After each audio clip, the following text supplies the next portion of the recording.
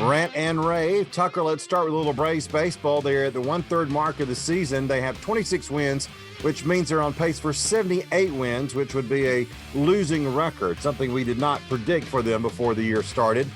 Will they, in turn, though, have a winning record at the end of the year? What do you think?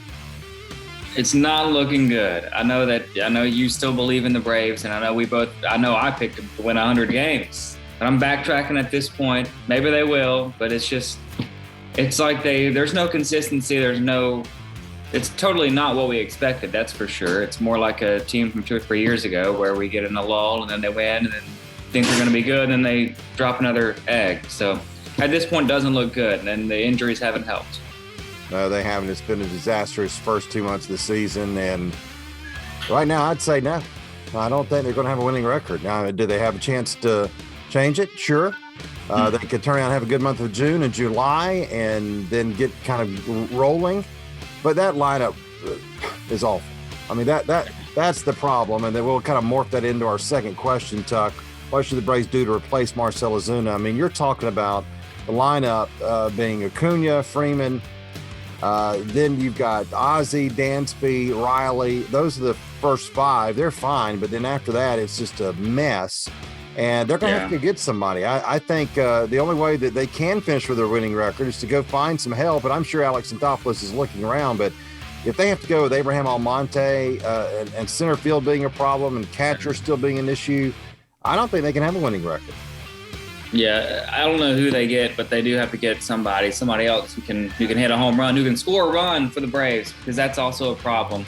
I don't know who it is. I've seen a lot of names thrown out. Obviously, if they want to go get a bigger name, they'd have to give something up. But it's time. This is when you're supposed to make your run. So now or never. Especially, I didn't think they should trade with Ozuna just hurt. But now that he's going to be gone, then, you got to make a move.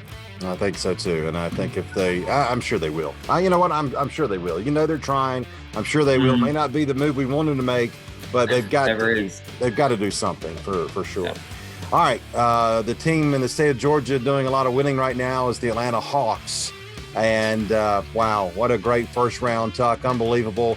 They play Philadelphia, and I think they've got a real legit shot, especially, Tucker, with Joel Embiid, their 7-foot center, not at 100% because of a meniscus issue in his knee.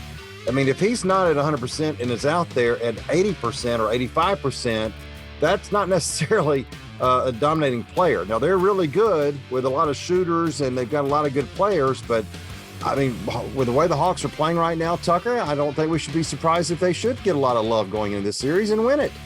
Yeah, I wouldn't be surprised if they won it either. I mean, we may be biased, but I think they're playing with a lot of confidence. They still have a little bit of a chip on their shoulder and are still being overlooked by everybody.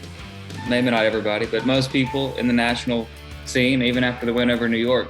Trae Young is really feeling himself, and as you mentioned, the big thing is Embiid being hurt. Especially if he's less than 80%, absolutely they have a great chance. I think the spread for the first game is only 2, so I think Vegas even knows it could be interesting. I think so too, and I can't wait to watch it too. It's going to be a lot of fun. And our final question: does the success in the first round cement Nate McMillan as the long-term Hawks head coach? I think it's a no-brainer whether you like him or not. How can they not offer him a long-term deal, right?